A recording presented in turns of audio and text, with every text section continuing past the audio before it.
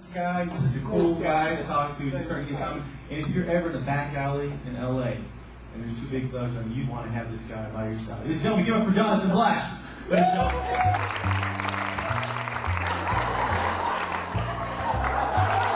A lot of times they're surprised. They're excited though. Hi. Hi. Hi. Hi. For those of you who may no longer know me, I'm actually Jonathan Blake. Once I start talking, people tend to say, "Oh, okay, I get it."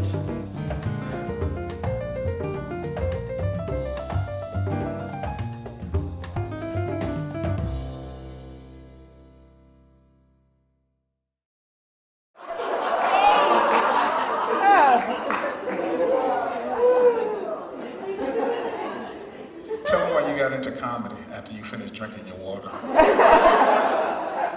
Sure thing.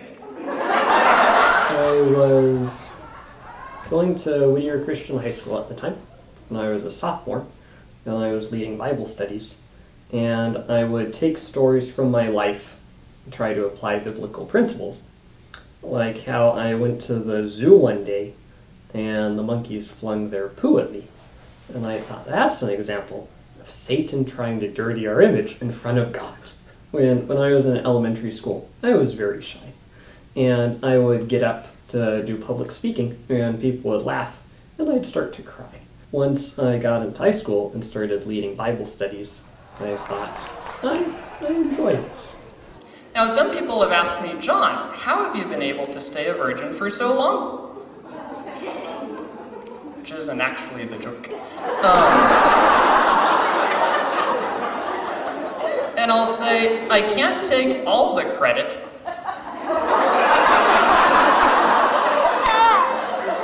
It's actually been more of a group effort. Thank you. A lot of it comes from just thoughts I've had or things I observe. I don't really ever try to be edgy or try to I have something to say. I feel I try to go through my act or my life with more of a gleeful absurdity, that things that I just think are absurd and let's talk about this kind of. Hearing all this talk about the first week of college in dorm rooms reminded me that I was at a party once.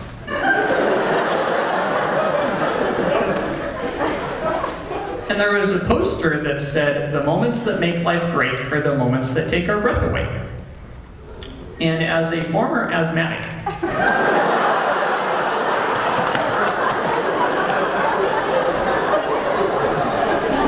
I took that in an entirely different way.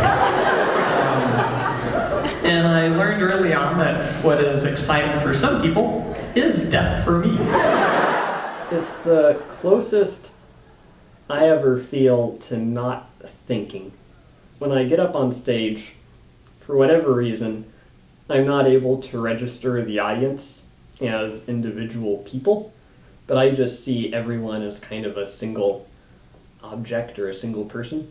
Comedy needs to be your reward for doing comedy, because there's really no, I don't really feel there's ever a destination.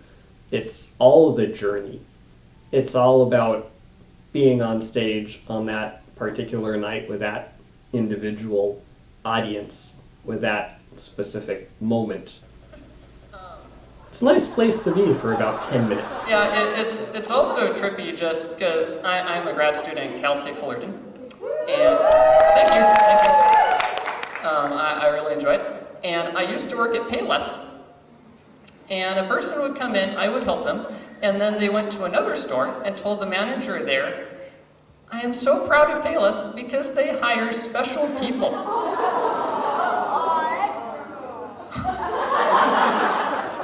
And their manager called my manager and asked, who do you have working there?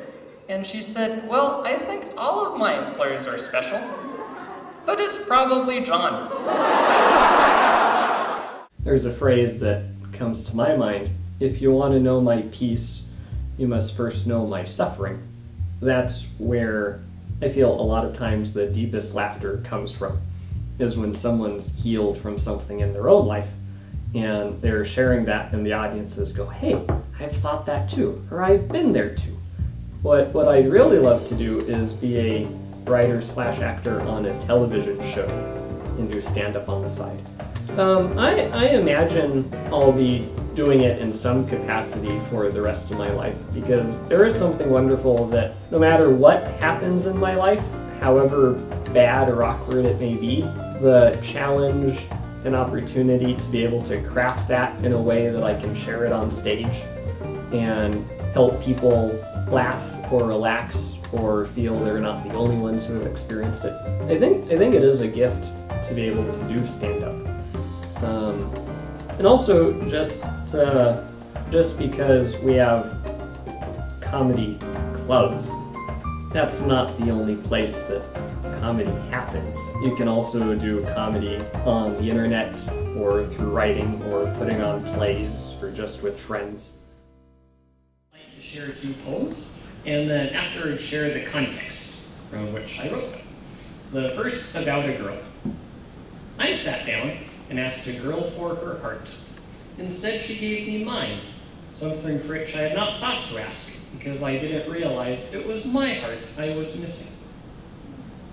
The next one is the squirrel. What the fuck? Said the squirrel to the tree. You ain't got no nuts for me? I've been standing here 2 damn days. Cough them up, you greedy bastard. But the tree said nothing, for the tree was not a tree. It was in fact a lamppost that the squirrel in his drunkenness had confused for a tree. Thank you.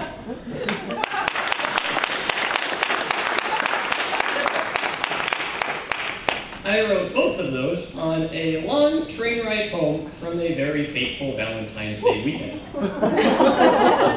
It wasn't until months later that I realized both poems were about the same weekend, and I was the drunken squirrel. Thank you.